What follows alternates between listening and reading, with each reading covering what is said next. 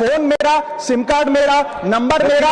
तो sir recharge खत्म होने के बाद आउटगोइंग कॉल बंद होना समझ आता है, लेकिन इनकमिंग कॉल बंद होना सरासर मनमानी। आधार कार्ड इसलिए एक्सपायर नहीं हो जाता कि आपने डिटेल अपडेट नहीं करी, या आपका बैंक का खाता इसलिए बंद नहीं हो जाता कि आपने मंथली डिपॉजिट जमा नहीं किया, या आपका वोटर आईडी इसलिए सस्पेंड नहीं हो जाता कि आप एक चुनाव में वोट डालना भूल गए। ठीक उसी तरह आपका मोबाइल नंबर इसलिए सस्पेंड और डीएक्टिवेट नहीं होना चाहिए कि आप एक रिचार्ज भूल गए। इनकमिंग के लिए फोन रखते हैं उनके लिए, जैसे कि 10 रुपए में 180 दिन की इनकमिंग कॉल की फैसिलिटी। इस प्रकार की स्कीम्स मोबाइल ऑपरेटर का 28 दिन का मंथली रिचार्ज।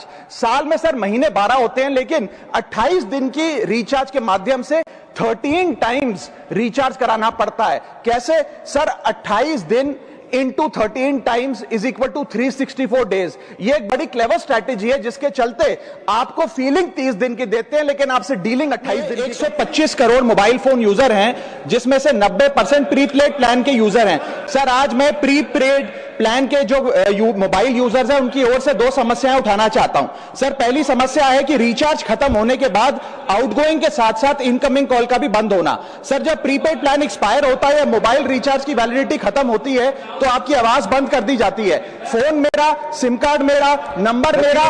तो सर रिचार्ज खत्म होने के बाद आउटगोइंग कॉल बंद होना समझ आता है, लेकिन इनकमिंग कॉल बंद होना सरासर मनमानी है। सर हमारा मोबाइल नंबर आज हमारी डिजिटल पहचान बन चुका है। एसेंशियल कम्युनिकेशन जैसे कि UPI payment, banking OTP, train ticket OTP, PAN Aadhaar authentication, interview का कॉल, हॉस्पिटल का कॉल, मां बाप का गांव से कॉल, तमाम चीजें इनकमिंग कॉल और इनकमिंग एसएमएस से आती है, और वो इसलिए बंद कर दिया जाता है कि इंसान एक रिचार्ज कराना भूल गया।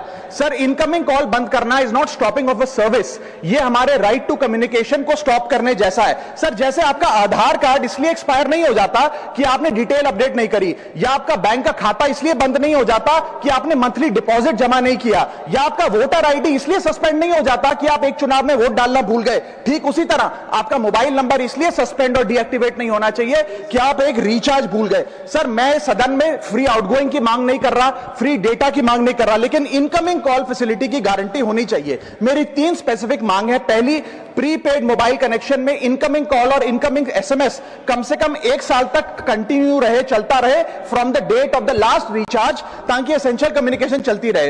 दूसरी, deactivation of the mobile number after 3 years. ऐसा ना हो कि आपका मोबाइल नंबर किसी को आपका मोबाइल नंबर बंद करके किसी और को अलॉट कर दिया जाए। कम से कम 3 साल का ग्रेस पीरियड देना चाहिए from the date of the last recharge. And third demand, mobile operator should introduce a low cost incoming only plan. वो लोग जो सिर्फ इनकमिंग के लिए फोन रखते हैं उनके लिए, जैसे कि 10 रुपए में 180 दिन की इनकमिंग कॉल की फैसिलिटी। इस प्रकार की स्कीम्स मोबाइल ऑपरेटर को लानी चाहिए। दूसरी समस्या जो प्रीपेड कस्टमर्स फेस करते हैं वो है टेलीकॉम ऑपरेटर का 28 दिन का मंथली रिचार्ज। साल में सर महीने 12 होते हैं, लेकिन 28 दिन की रिचार्ज के माध्यम से 13 टाइम्स रिचार्ज कराना पड़ता है। कैसे सर? 28 दिन into 13 times is equal to 364 days. ये एक बड़ी क्लेवर स्ट्रैटेजी है, जिसके चलते आपको फीलिंग 30 दिन की देते हैं, लेकिन आपसे डीलिंग 28 दिन की करते हैं। सर दुनिया में हर जगह बिलिंग साइकिल कैलेंडर मंथ के हिसाब से होती है,